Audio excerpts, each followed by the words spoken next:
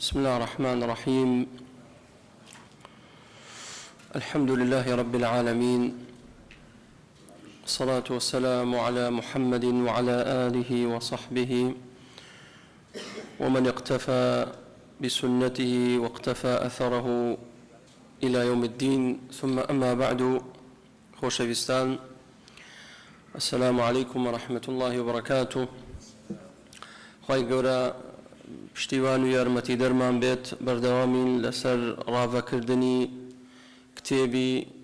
یاخود نامیلکەی الأصول الثلاثة وأدلتها. باسمان کەوتمان پێویستە واجبە لەسەر هەموو تاکێشی موسڵمان چوار شت فێر بێت. ئەو چوار شتە چی بوو باسمان کرد؟ کێ ئێهێنێتەوە یادمان؟ یەکەم عبد الباسط العلم، وبس ما العلم شيبو خوا ناسي پیغمبر ناسي اسلام ناسي وايا. دوم العمل به. سيم يلا مبيرتو الدعوة إليه. شوارم الصبر على الأذى فيه. إنسان هم علمي هبيت دوم إيش بكا بعلمك دعاء دعوة بانجوازي بكات بو علما كوت مانو علم بس كام علما رياضيات وفيزياء وكيمياء؟ لا، علمي كتاب السنة. مسلمان دبي هوضا شارزابي لقرآن، شارزابي لسنة بيغمري خوا صلى الله عليه وسلم. إما بو مسلمان بينا براستي وخومان فيركن ودور بركمان وخيزان من وكسوكار من ومن ضالمان لسر أو علم رابينين وخلشي بانكين بولاي أو علما واتا بولاي علمي كتاب السنة. شوارم يان صبر آرام بقرام، چونك كاتيك تو دعوة بانقوازي بكي رنقل نزيكترين كسي خوتو جهاتي بكريت ليه دور ناقري مامتا باوكتا دايكتا براي خوتا ليه دور ناقريت. أبي صبر بكي، أبي بشو دريج بي پیغمبري خو عليه الصلاة والسلام كاتي دعوة بانقوازي كت شو لا قومكي بونا دجمني أو بولا طائف برباران ينكرت. پیغمبري خو صلى الله عليه وسلم فرمي اللهم اهدي قومي فإنهم لا يعلمون. لباش عند مؤلف نسر رحمة خواهي قوي بيت دفرمي اعلم رحمك الله أنه يجب على كل مسلم ومسلمة تعلم هذه الثلاث المسائل والعمل بهن. أو جاسي مسألة هيا پێویستە هەموو مسلمانێک چ پیاو بێت چ ئافرەت شارەزا بێ و بیخوێنێتەوە و فێری بێت و لەگەڵ ئەوەشە والعمل بهن بە کردار بیسەلمێنین. ئێمە علم بۆ فێر نابین کە علممان هەیە زیادەی معلومات بێ، نە، بۆیە علمە خوێنین بۆ ئەوەی بیکەین بە کردار بە عەمەل. ئەگەر ئێمە هەر علممان هەبێ و بە عەمەل نەیسەلمێنین ئەوە هیچ سوودێکی نییە بۆ دنیاش و بۆ دوا ڕۆژت، چونکە خوای تەعالا عەمەلی لێمانەوێ. یا ئەیها الذین ئامنوا لم تقولون ما لا تفعلون. بۆچی شتانێک ئەڵێن شتانێک دەڕبڕن بەڵام بە علم بە عەمەل نایسەلمێنن، کەواتە العەمل بهن. با بزانین ئەم سێ شتە چییە کە هەر سێکشی متعلقە بە بابەتی تەوحید و حقوقی تەوحید و مافەکانی تەوحید. الأولى أن الله خلقنا. بيوستا واجبة همو مسلمانك سرتا بزانيت كأن الله خلقنا ورزقنا ولم يتركنا هملا، بل أرسل إلينا رسولا فمن أطاعه دخل الجنة ومن عصاه دخل النار. تبي فيربين بزانين شارزابين كخواي پروردگار سرتا إيمي دروس كردوا. كي دروس كردوا؟ إيما خواي پروردگار دروس ماني كردوا، كسي تدروس ماني نكردوا. أن الله خلقنا. سر وقت يبو إيمي إنسان هل أتى على الإنسان حين من الدهر لم يكن شيئا مذكورا. إيما هي جنبوين خواهي قولي إيمي دروس كرت أو إيشك لو نعمتانا. أن الله خلقنا كخلق ماني كرت أو جاء رزق ما نشادات إهمال ماني نكردوا. خواهي قول رزقي بيمان داوا لقلوا رزقي بيمان دا هشتا إهمال ماني نكردوا ولم يتركنا هملا. هر آوا بو قاوتا قبو بو خوراي دروس ماني نكردوا. خوي تعالى فرمي لا آتشي بيروزا فرمي أيحسب الإنسان أن يترك سودا آية إنسان واقوما نبات وحسابكات كخواي پروردگار درستي كردوه سودا بخورائي يعني ابن كثير رحمة خواي قوله بدا فرمي لا يؤمر ولا ينهى لا يؤمر ولا ينهى آية أمري بيناكرت آية فرماني بيناكرت لاني بيغمري خواه صلى الله عليه وسلم آية بيناوتري أما حرام أو قد غيا بيقومان خواهي تعالى فرمي وما خلقنا سماوات والأرض وما بينهما لاعبين خوي ما أرزو آسمان من بخوراي دروز نكردوا همي بو هدفك بو آمانجك خوي تعالى أرزو آسماني دروز كردوا بو نوري دروز كردوا مخلوقاتي دروز كردوا أفحسبتم أنما خلقناكم عبثا وأنكم إلينا لا ترجعون بو إيوا حسابكا پرژین به لور وکو آجل ایو دروست کرابیتن لسر زی بو خوتان بخونو بخونو رابیرنو دوای انکم الینا لا ترجعون پاداشته لروج قیامت سزاها فتعالى الله الملك الحق وامش يعني آيات زوري لسر وعقليا برا كانم اگر بيتو سزا و پاداش دانو نبي هیچ حکمتك بو دروست کردنی ایمان آمنیت بو إنساني ظالم أو هم ظلما كلا سرزوي دعاي بوي درچه كسي أجنبي محاسبه كات شون شتي وابت ولم يتركنا هملا كابرات زيكات قندليكات كابرا ظلم تعداكات أي نابي لباش روج لدنيا كزنية محاسبه بو خوي حاكمة بو خوي دصالات دارا أي كروجته بو روجي قيامته يوم الآخر أي نابي كسي كبي محاسبه كات كواتب بليه أوي خرابة كاربية سزا أدريت محاسبة أكريت و ئەوەشی ئیماندار بێت چاکەکار بێت لە ڕۆژی قیامەتە پاداشە درێتەوە کەواتە خوای پەروەردگار ئێمەی وێڵ نەکردووە ئێمالمانی نەکردووە ئەی چی کردووە بەل ئەرسەلە ئیلەینا ڕەسوولا خوای تەعالا کە ئێمەی دروست کرد ڕزقمانەدات و وێڵمانی نەکردووە لەگەڵ ئەوەشە پێغەمبەرێکی بۆمان ڕەوانە کردووە ئەم پێغەمبەرە سەڵات و سەلامی خوای لەسەر بێ بۆچی ڕەوانەی کردووە لئلا يكون على الله حجة بعد الرسل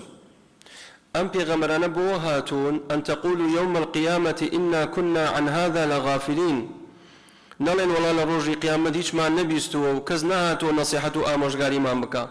نخير أم قصانيك إسم بوتانكم همي حجة بسرتانو لروج قيامة خواهي قوريا كي كبرسياتان ليكات أقل نيكن بعمل نلين ولا غافل بوين إيمنا منزاني اشتوا ما نبيستوا ئێمە نەمانزانیە پێغەمبەرێک هاتووە نابێت ئێمە نەمانزانیە قورئانێک دابەزیە کە کەلامی خوای تەعالایە خوای تەعالا قورئانێکی داگرت لەگەڵ ئەوەشایە ڕێنماییکاریشی بۆمان نار کە پێغەمبەری خۆی صلی الله عليه وسلم ئەو قورئانی هەمووی بۆمان شی کردوتەوە ڕێگای ئەصحاب ڕزای خوا لە سەحابە بێ بەل ئەرسەلە ئیلەینا ڕەسوولا پێغەمبەرێکشی بۆمان ڕەوانە کردووە فمن أطاعه دخل الجنة ومن عصاه دخل النار هر کسی جورالي پیغمبر صلى الله عليه وسلم أواجت بهشتوا خوي تعالى فرمي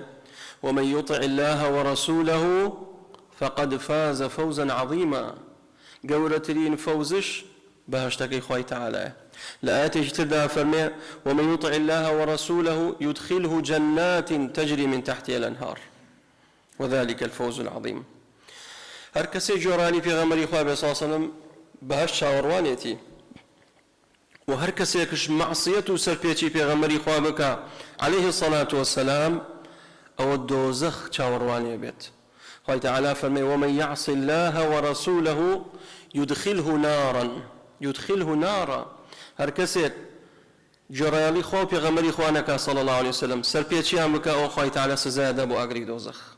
خو بنا ما بدات باش هم قصانيك كرمان أن الله خلقنا ورزقنا ولم يتركنا هملا بل أرسل إلينا رسولا فمن أطاعه دخل الجنة ومن عصاه دخل النار بلغما نبي مؤلف فرمي والدليل قوله تعالى إنا أرسلنا إليكم رسولا شاهدا عليكم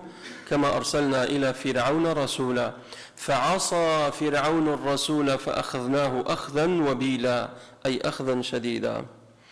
پروردگار فرمي بدل نهائي إما پیغمبرێک مان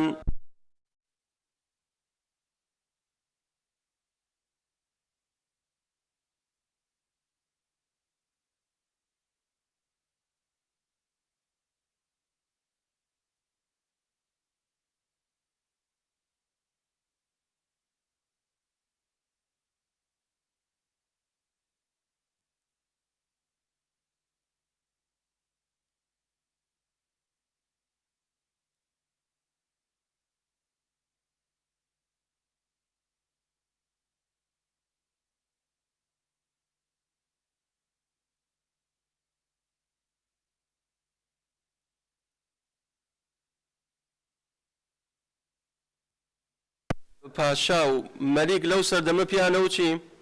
فرعون ئێستا چۆن ئێمە سەرۆک کۆمارمانەیە ڕئیس جمهوریمانەیە مەلیکمان هەیە ئێستا لە سعودی هەر کەسێ بێتە سەر پایتەختی مەلیکایەتی پێڵێن چی پادشا مەلیک خادم الحرمین الشەریفین لە عێراقی خۆمان پێڵێن چی ڕئیس جمهوری سەرۆک کۆمار خۆ ناوەکان زەید عەمر هەموو ناوەکان نەریکی و ناوێکیە فرعونش هەر کەسێک لە مصر بووە بە پاشا پێیان نەوت فرعون بەڵام ناوی چییە ناوی چی بوو نا ڕەمسیس ئەوە لە تەفسیری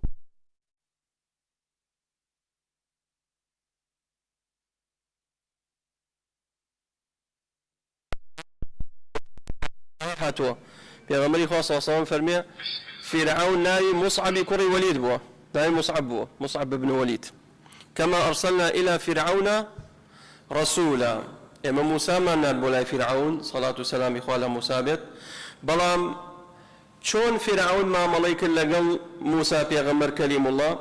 فعصى فرعون الرسول فرعون سربيتشي بيغمر غيكر كموسى إخوة تعالى درنجام شون سزاي فرعوني دا فأخذناه أخذا وبيلا أي أخذا شديدا خواهی گەورە سزایەکی توندی فرعونی دا سێ سزای دا سزای یەکەم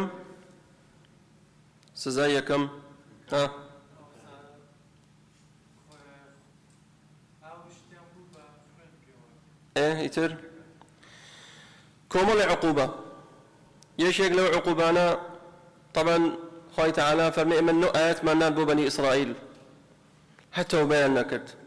فأرسلنا إليهم القمل والضفادع والدم آيات مفصلات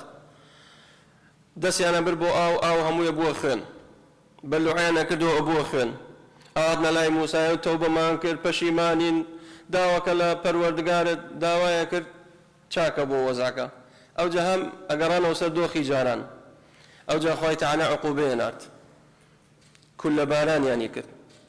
داسي أنا بربو قاب لمو دوشة جان همي كل بو صراحة يعني برا آتنا لاي موسى دعاي بو أنا كر بيغمران شان براحمون بو قوم مكانين بلام أوان ناراض بون همي سنة شو نسد دوخي جارانو معصيته تاوانا كيان أو جاء القمل ميشولي بو النار أو جاء حتى بيان نكر أو جاء الضفادع قرباقي بو النار أو شيء وازع حتى أكو خواهي تعالى فرعون دارو دستقيل للناوبرت فأخذناه أخذا وبيلا لدنيا لرباري نيل خنكاني ولقيامتش النار يعرضون عليها غدوا وعشيا لبرزخ بانيان إيواران عذاب خواهي تعالى بوسر فرعون شون كوتواني فرعون ويوم القيامة أدخلوا آل فرعون أشد العذاب لروجي قيامة بهتاتي لنا أقريدو زخمين نوم بوشي تاونا كيان شيبو فعصى فرعون الرسول چونك سرپیچی پیغمبر موسی کرد بويا بلا كان مريابا سرپیچی پیغمبر اخوانك صلى الله عليه وسلم فليحذر الذين يخالفون عن امره ان تصيبهم فتنه او يصيبهم عذاب اليم پیغمبر اخوان صلى الله عليه وسلم كل امتي يدخلون الجنه الا من ابى همو امتك ما چيت بهشتوا اما مجديشي خوشه هار همو ما نچين بهشتوا الا من ابى الا مگر خوما نمانوي فرمي يا رسول الله ومن يأبى شيء حزنك أبشد باشتوا قال من أطاعني دخل الجنة ومن عصاني فقد أبى أو جرالي من بكاء واشد باشتوا أو شيء سربيتشي من بكاء فقد أبى أو دير نايم بشد باشتوا لفرموديك فرمي من نموني من وكن نموني كسيك وآغري بكاتوا كاتيك آغري كيتو كلو ميشو لها ميدي بروچو برو روناشيكا برو آغركا أم وازاني روناشي أم كلية أم يشا أم يشولية بلام كديتنا وآغركا چي ليديت أسوتيت دفرمين نموني من بو أمتكا وكو كسوايك آغركاتو من نايلم أمتكا مشيدة دوزخو بردمي أنا أقرم مريابنا وآغرا بلام خلقانك يهرم لنا هر نايل بقصي من كاتاكيتنا وآغري دوزخو پیغمبر خدا صلی الله علیه و سلم ويكون الرسول عليكم شهيدا لروجي قيامة بيغمري خواه صلى الله عليه وسلم أبيت الشاعر لسر كردوا كان من جابا كردوية بكين خواه لخو مرازي بكين وبيغمري خواه صلى الله عليه وسلمش لروجي قيامة دل خوش بيبو كردواني كوا أبينيت أبينيت لروجي قيامة أمتكي ما شاء الله حسنات هموي شوين بيغمري خواه كوتو صلى الله عليه وسلم وليلى نادات كواتا خالية كم أن الله خلقنا ورزقنا ولم يتركنا هملا من أطاعه دخل الجنة ومن عصاه دخل النار والدليل قوله تعالى إنا أرسلنا إليكم رسولا شاهدا عليكم كما أرسلنا إلى فرعون رسولا فعصى فرعون الرسول فأخذناه أخذا وبلا أمل بركا خوتان مالو من دلتانو كسوكاتانو هموتان روشنو لما باسي كنما بڵێ پێغەمبەرێک مانێ نابێ سەر پێچی بکەین دەبێ بە قسەیکەین دەبێ شوێن سنەتی بکەین دەبێ خۆشمان بوێ صلی الله علیه وسلم دەبێ سەڵاواتی زۆر لەسەر بدەین بە تایبەت لە شەو ڕۆژی جومعەیە ئەمانە هەمووی بەڵگەیە لەسەرەوەی کە تۆ پێغەمبەری خوات خۆشەوێ صلی الله علیه وسلم بە تایبەت قل إن كنتم تحبون الله فاتبعوني ئەگەر ئێمە خوامان خۆش بێ ئەبێ شوێن پێغەمبەری خوا بکەین صلی الله علیه وسلم ئەمما کە ڕاستش نەکەین ادعاء بيت كزور ما نش ادعاء كاين بداخوا في غمر لولا شوا معصية يقين سر بيتشي يقين بقسيناكين عاقبة شما خراب بيت في غمر إخوة صلى الله عليه وسلم نفرمو ديكا بصحابة كان فرمي وريابا أمشوا بايك هلكات كاتك أو بايك تند هليكت كسلس يتباوى چونکە ئەو بایە ئەوەندە بەهێزە ئەدبا سەحابە هەمویان بە قسەی پێغەمبەری خۆیان کرد صلی الله علیه وسلم ئیلا یەک نەفەرێ نەبێ هەر ملەتات شەی بوو دانشە دانانشێت هەتا بایەکە هەڵی کرد و ئەم پیاوەی برە تا بردێ لای شاخێکەوە دای بە عەرزە کۆتایی پێهێنا ئەگەر بێت و ئەم کەسە بە قسەی پێغەمبەری خۆی بکردایە صلی الله علیه وسلم وەڵای لە دنیای ئەو عەزیەتی ناخوارد ئەوە بە هیلاک ناچوو بەڵام ببینن بە قسەی پێغەمبەری خوای نەکرد صلی الله علیه وسلم لە یەک ئەمڕێکە لە یەک فەرمانێکە لە دنیا تێکەوت فكيف ئێمە ئەو هەموو فەرمان و ئەو هەموو سنەت و ڕێبازی پێغەمبەری خوا صلی الله علیه وسلم خستومانە پشتجۆ و لە پشتی خۆمان دامانەوە بەبێ ئەوەی ئاوڕێکی لێ بدەین وەڵاهی عاقبەتمان شەڕە هەموومان دەبێ پێداچوونەوە بە خۆمان بکەین دووەم أن الله لا يرضى أن يشرك معه أحد في عبادته لا ملك مقرب ولا نبي مرسل خوي تعالى رازينيا كز بكري بشريشي خوي قورا تاكو تنهايا رفيقي نيا شريكي نيا بهاوتايا خوي تعالى ما اتخذ صاحبة ولا ولدا خوي تعالى خيزاني نيا من دالي نيا لم يلد ولم يولد ولم يكن له كفوا أحد يلا سكشي بيمال لم يلد يعني شيء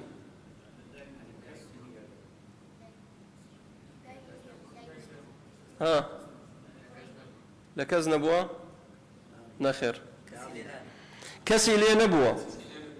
لم يلد ولم يولد وكسج لو نبوة ها ولم يكن له كفوا أحد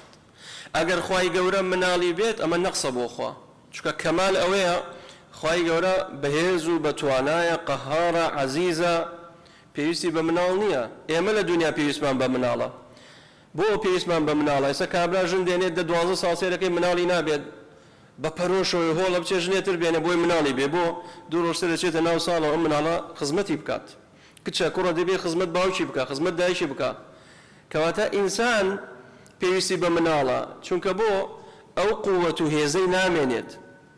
بێتاقەتە بێت بەڵام خوای تەعالە پێویستی بە مناڵ نییە سبحانه وتعالى أن يكون له ولد ما اتخذ صاحبا وبيسي بخيزان نية أو خرافتي كوالنا عقيدي قاو رجولك بلاوة كخواي قول من داله عيسى لوا والعياذ بالله أوامي درويا أوامي بهتانا كواتخواي تعالى شريشي نية ورازيج نية كذبية بشريشي بيغمري خواه صلى الله عليه وسلم فرمي خواي تعالى فرمي حديثة قدسية فرمي أنا أغنى الشركاء عن الشرك لفرمي من زور دولة من ترم لو كساني كوا إيه ولا دنيا كردوتان بشريش من أشرك معي غيري تركته وشركه هر كسيك لقل منا هاول رفيق شريك دابنا هاوتا دابنا ئەوە خۆی و شەریکەکەی وازی لێ دێنە من لەو شەڕاکەتە دەرەچم ئاسەکە کابراک بۆچی ئینسان لە دنیاە سێرەکەی بۆ خۆ شەریک دانات کابرا دەوڵەمەندە بەڵام سێرەکەی پارەکەی کامل نییە مۆڵێ گەورە ئاکاتەوە مۆڵەکە بیسی دەفتەریەوێ ئێم کابراش دە دەفتەریە چی بکە مەجبورەوێ بڕا چی بکات شەریکێ بێنێ شەریکێتر بێنێ هەتاکو سێ شەریک کۆ بنەوە لەسەر مۆڵێک یان لەسەر مەعمەلێکی گەورە کارگەیشی گەورە بۆ چونکە ناتوانێ خۆی توانای بەسەر ئەو تیجارەتەیە ناشکێ خوای تەعالا فەرمێ هەر کەسێ بکەن بە شەریکی من ئیتر ئەو کەسانی کە ئیکەن بە شەریکی من پیاوچاکێ بێت دارێک بێ بەردێ بێ مەرقەدێک بێ سەڵەمێ بێ بتێک بێت دەفەرمێت تەرەکت و وەشیرکە ئەفەرمێ من لەو شەڕاکەتە دەرەچم بۆ چونکە من دەوڵەمەندم والله هو الغني الحميد خوای گەورە دەوڵەمەندە شەریکی ناوێ پێویست ناکە شەریک بۆ خوای گەورە دانین ولا يرضى لعباده الكفر خوای گەورە ڕازی نییە عەبدەکانی كفر بکەن و شەریکی بۆ دابنن و هاوتای بۆ دابنن إن الله يرضى لكم ثلاث ويكره لكم ثلاث پێغەمبەری خوا فەرمی عليه الصلاة والسلام خوای گەورە ڕازیە بۆتان بۆ سێ شت یەکەم شت يرضاه أن تعبدوه ولا تشركوا به شيئا کە بەتاک و تەنها عیبادەتی خوای گەورە بکەن و شەریکی بۆ بڕیار نەدەن خوای گەورە ئەوەی پێخۆشە کەواتە بۆچی ئەمە چونکە العبادة لا تسمى عبادة إلا مع التوحيد كما أن الصلاة لا تسمى صلاة إلا مع الطهارة استنوش قبول نية وبينا وترين نوش هتاكو دزنوش النبي ونيا أجر استكسيك دزنوش يبو خوي ليكوت دزنوش ماوا نخير دزنوش كيشكا عبادة جوايا هركاتك شرك خالط العبادة أو عبادة فسخ بيته بطالة بيته هر وكو چون دزنوش إنسان كدزنوجي إشكال نوجي بطالة بيه هر كسي يكش شريشي بو خواي قورا بيدا كد أو كاتا توحيدكي فسخ بيته وبطالة بيته بويا إن الله لا يرضى أن يشرك معه أحد في عبادته لا ملك مقرب ولا نبي مرسل إتلو كسيك يكن بشريشي خوا هاوتاي خوا چه ملك مقرب نزكترين فريشتلا خواي قورا چه جبريل السلام خواي لسر بيت ولا نبي مرسل نزكترين بيغمر لخواي پروردگار شيء محمد عليه الصلاة والسلام كأم دوانا دروس نبي إما هاواريان بي بكين وداوان لي بكين عبادتيان بو صرف كين كواتا لخوار أوانوا بالأولى نابي داوان لي بكين أوتا بو بيغمري خواه صلى الله عليه وسلم جائز نبيت كتو عبادتي بو صرف كيت باش استابي إما سجد بو بيغمري خواه برين صلى الله عليه وسلم نخير نابێت بۆچی نابێت من پرسیار لێ واکەم هۆکارەکەی چییە ها ئافەرین کەواتە سوژدەبردن بۆ غەیری خوا دروست نییە شرکە سوژدابێت بۆ خوا بێت ئێگە کە بینیمان شخصێک چوو سوژدەی برد بۆ قەبرێک یان بۆ شخصێک یان بۆ شێخی طەریقەتێک و بە دینیشی بزانێ بڵێ ئەمە لە خوا نزیک مەکاتەوە ئەوە ناوێنی چی ئەوە شرکە أو دينية كخواي قول الإيمان دعواك بو بلغمان شيا خواي تعالى فرمي وأن المساجد لله فلا تدعوا مع الله أحدا وأن المساجد لله دو تفسيره تفسيري كم مزقوتا كان دبي بو خوابت أما تفسيري كم تفسيري دوم وأن المساجد لله واتا شوين سجد بردنا كانت أواني كأيبي دبي بو شبت بو خوابت أعضاء كانت ئەندامەکانی لاشت دەبێت سوژدەکان هەمی بۆ خوا بێت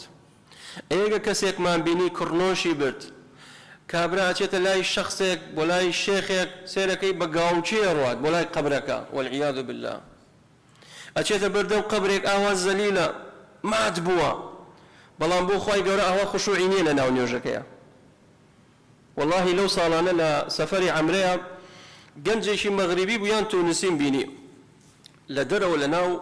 حرمي مدينة جنجيكم بيني وشك راوستا بوو منش نمزاين بۆچی وەستاوە تۆزی ئاوە سێریم کرد چوومەتەشی وتمەوە چییە نەخۆشی وتی ناوەڵ ئاوازم لێ بێنە خوشوع گرمێتی تومەزە بەرامبەر قەبرەکەی پێغەمبەری خوا عەلەیهی سەڵات وەسەلام لا حەوشەکە وەستاوە وتم برای بەڕێزەکەم يشك لآدابكاني دعاء أو الركي تشو قبلة وتم تورد كرة قبري في غمري خاصوص أو مخالفك دعاء أو أم خشوع وداتي قردو بو قبري أي بو خواهي قولة صرفيناكيت خشوع خواهي تعالى فرمي